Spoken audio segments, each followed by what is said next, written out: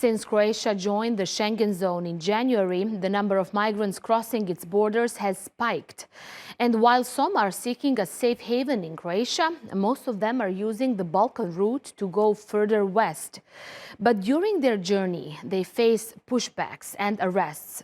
Croatia has long been accused of sending asylum seekers back, and now, according to a recent report by a Dutch non-profit journalism group, Croatian police are sharing sensitive information about the arrest of migrants on a secret WhatsApp group. Let's take a closer look. Croatia joined the passport-free Schengen zone on January 1st, and since then, the number of people illegally entering the country has climbed. Officials say 2,500 asylum seekers crossed the border in January alone, which is 600% more than the same time last year.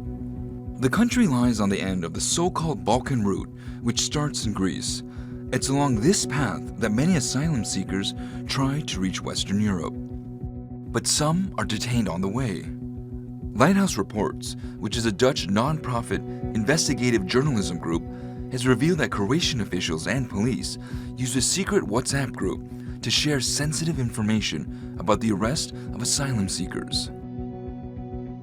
It's an unofficial monitoring method and has some rights groups concerned. But Croatia's Deputy Prime Minister has a differing view of the clandestine WhatsApp group. Operativna akcija Koridor nije nikakva tajna operacija i ona se provodi vrlo intenzivno u zadnjih 5 godina. However, Lighthouse says many migrants are forcibly sent back.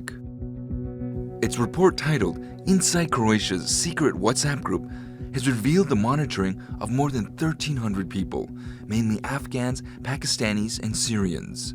Later, the Interior Minister questioned the authenticity of these messages and defended police, saying they haven't broken the law. But this is not the first time Croatia has been accused of pushbacks. In 2021, another investigation by Lighthouse showed similar incidents. Croatian border guards receive millions of dollars every year from the EU, more than 9 million of which has been set aside for Croatia's radio communication system, TETRA. Croatian police and border guards are now accused of using WhatsApp to avoid keeping an official record and report on the migrants. Dutch member of the European Parliament, Tineke Strict, has now called on the EU to impose financial restraints on the Schengen's newest member. Meanwhile, Croatia is looking abroad to tackle the problem. Recently, Zagreb said it wants to cooperate with Slovenia and Italy to protect the Schengen borders. Since Croatia entered the Schengen zone, the number of migrants entering Slovenia through Croatia has soared by 300%. On the other hand, Bosnia has also complained about a vast number of returned migrants from Croatia. The two countries do have a readmission agreement, but mass deportations pose a risk for the region, as most of these people are unknown to the authorities. Croatia is still seeking ways to control the migrant influx, but how it uses the EU funds and what its border guards do seem to become more and more questionable. Let's cross now to London and speak to May Bowman. She's an investigations editor at Lighthouse Reports, and she led the WhatsApp group's investigation. May, great to have you with us on Across the Balkans. I do appreciate your time. Give us more details about your investigation and what was the purpose of this WhatsApp groups? Yeah, hi, good to be here. So towards the end of last year, Lighthouse Reports received an anonymous message via Signal. And basically it contained 60, I think, screenshots from a WhatsApp group. And the individual didn't say who they were, and they said that they would shortly after delete the phone number that they were sending the message on. So they did delete the number. So we weren't able to find out who they were. But we had a look at the screenshots that they sent us, and we discovered that this was a group called OA Corridor Zapad. And Corridor was the name of a series of operations in Croatia, partly funded by the EU, that aimed at tackling illegal migration and smuggling. And it's important to note that back in 2021, we revealed that one of the operations under Corridor saw police officers in Croatia violently forcing asylum seekers back across the border to Bosnia, and we obtained visual evidence of this. And it was quite shocking, violent behaviour that the police were inflicting on these migrants. So this kind of was evidence that violent pushbacks were taking place. And anyway, the WhatsApp group was obviously also part of this corridor operation, partly funded by the EU, which was interesting in itself. And we also established that the WhatsApp group had membership of several dozen Croatian officials and border police. We were able to identify who most of these people were. I think we established the identity of 2/3 of them, partly by using digital forensic software and also using social media and other open source methods to find out who they were. Some of those in the groups were high-ranking Croatian officials, including the head of border police and also the head of the public relations department, who reports directly to the Minister of Interior. So it kind of strongly suggested these people, like the highest ranks of Croatia, were aware of what was going on in this group. Right. Now, right. Yes. Just one question. So I've read some of the details and what was media reporting about your report.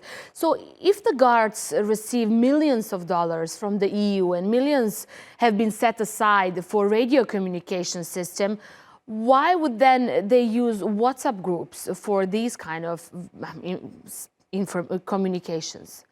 It's a very good question. So yeah, we also discovered that, as you mentioned, there was this radio communication system called Tetra, which the EU has funded 8.5 million euros towards it in recent years.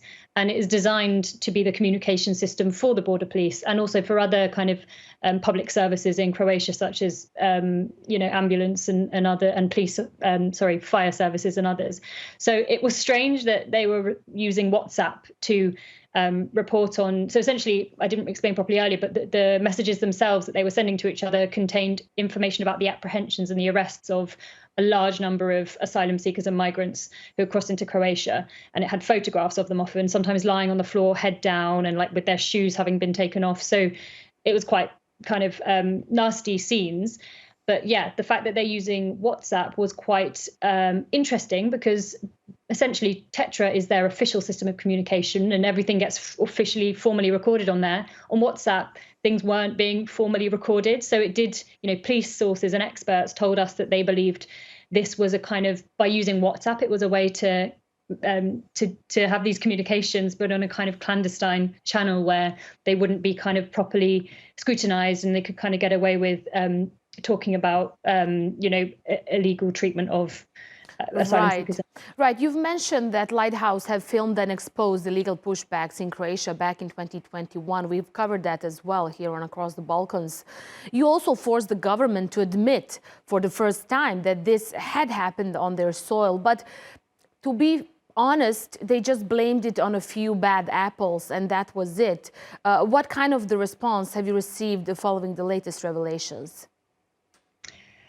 Yeah, it was interesting that they said a few bad apples because this WhatsApp group kind of then revealed that actually it was much wider and that the top ranking officers were aware of this kind of thing happening. So the response is, we went to them for comment. We asked them to tell us what had happened to some of these groups, but they wouldn't give any information, the Croatian government, which immediately suggested that they didn't have, that something had happened to these groups.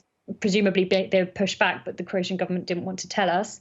The Croatian authorities did, following our publication, they came out with a long statement which they published denying that there was anything wrong with using the WhatsApp group, but they still wouldn't say what had happened to these groups and whether or not they had been pushed back. And some of their kind of excuses were quite kind of spurious, and they were claiming that using WhatsApp is fine, but they wouldn't explain why they weren't using Tetra.